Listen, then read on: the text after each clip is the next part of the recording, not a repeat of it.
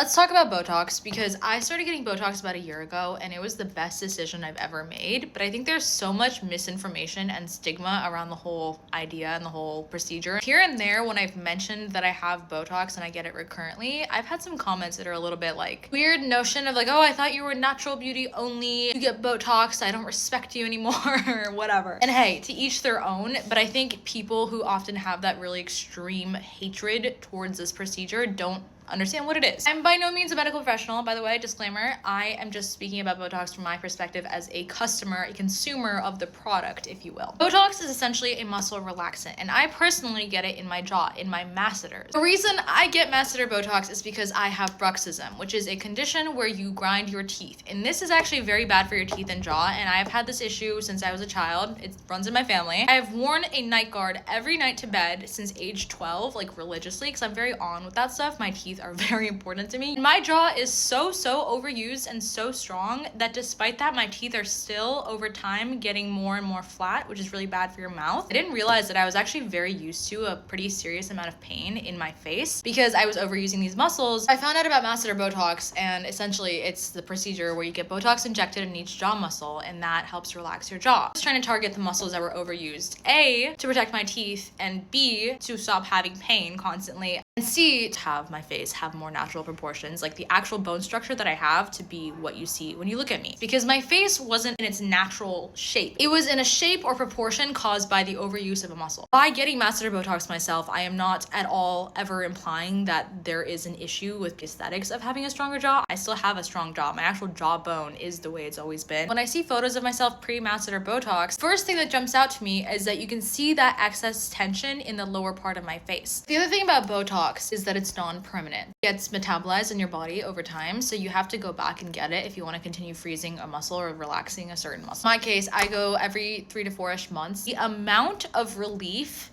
is absurd. So when I start kind of getting my tension back, I notice it 10 times more than I had previously for years because I just didn't know any different. Now that I've gotten used to not having this excessive tension in my jaw, I can feel the adverse effects and it just drives me crazy. If you want transparency in people about their aesthetic procedures and like what they choose to do to their bodies to affect the way they look, shaming them as a result of them sharing that information is sort of counterproductive. So think twice before you immediately judge.